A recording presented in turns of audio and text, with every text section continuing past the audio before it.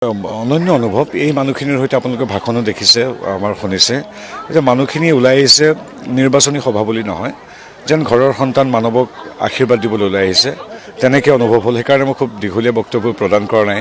তেখেতসকলক ইতিমধ্যে আমি আবেদন জনাইছোঁ, যিহেতু মানৱক তেওঁলোকে ঘৰৰ সন্তান বুলিয়ে গণ্য কৰে, গতিকে এতিয়াৰ পৰা তেওঁলোকৰ দায়িত্ব বহুত বেছি যে নিজৰ ভোটটোতো তেওঁলোকে নিশ্চিতভাৱে পৰিয়ালটো দিব আৰু যাতে তেখেতৰ হৈ প্ৰচাৰ চলায়।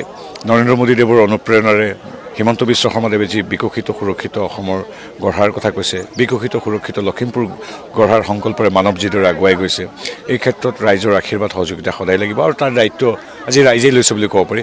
এক সুন্দৰ পৰিৱেশ, এখন সৰু এখন গাঁও, আমি গাঁৱৰ গোটেই ৰাইজ উঠি আহিছে। ইয়াত বিজেপিৰ মানুহখিনিও আপোনালোকে জানে ঘৰে ঘৰে ইতিমধ্যে আছে। আটাইতকৈ ভাল লাগিছে ৰাইজে নিজেই সভাখন পাতিছে। বিজেপি কাৰ্যকৰ্তাৰ সংখ্যা সীমিত, তেওঁলোকে মানুহৰ ঘৰে ঘৰে বুথে বুথে অন্যান্য কাম কৰি আছে।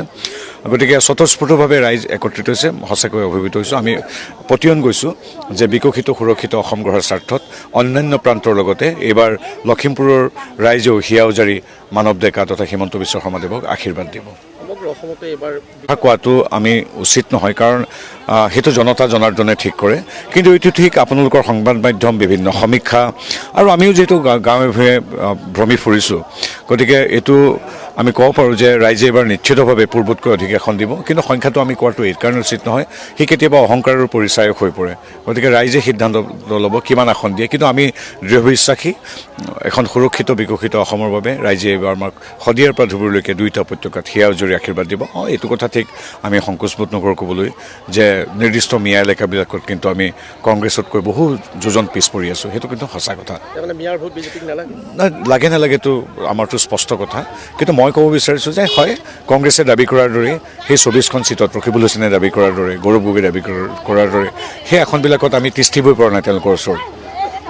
আৰু দেখা গৈছে যে এইবাৰ প্ৰাৰ্থিত্বকেন্দ্ৰিক সংঘাত পূৰ্বতে আমি কংগ্ৰেছত দেখিছিলোঁ সুদীৰ্ঘ বছৰ।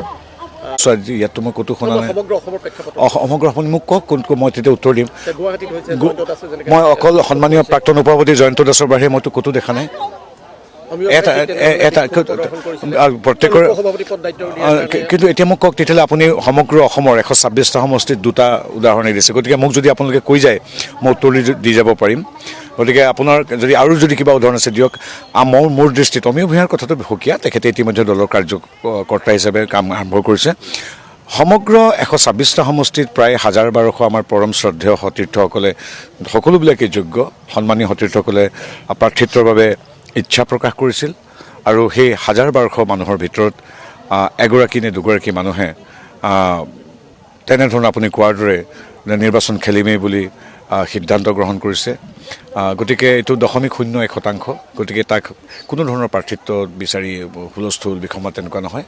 আমাৰ খুব সুসংবদ্ধ এটা, খুব সমৰ্পিত আৰু নিয়মানুৱৰ্তী এটা দল। আমাৰ দলৰ কাৰ্যকৰ্তাসকলে এইবিলাক কামক ৰেছপনচিবিলিটি বা দায়িত্ব বুলি গণ্য কৰে, বিধায়ক, সাংসদ, মন্ত্ৰী, সভাপতি ইত্যাদি। গতিকে সেইকাৰণে আমাৰ তাত কোনো ধৰণৰ সংঘাত নাই।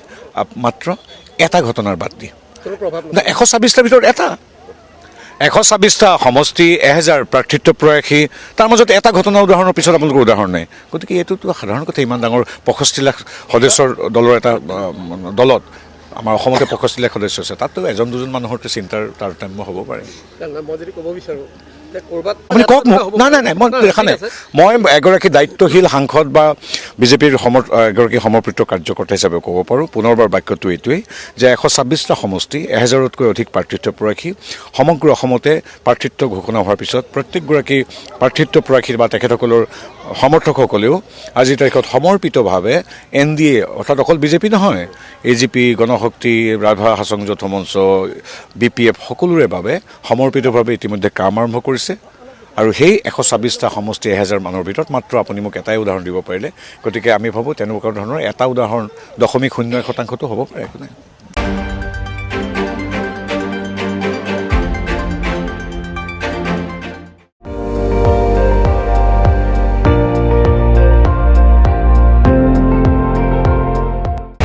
আপুনি চাই আছে ND24, সৰ্বশ্ৰেষ্ঠ নহয়, সৰ্বোত্তমৰ দৌৰত।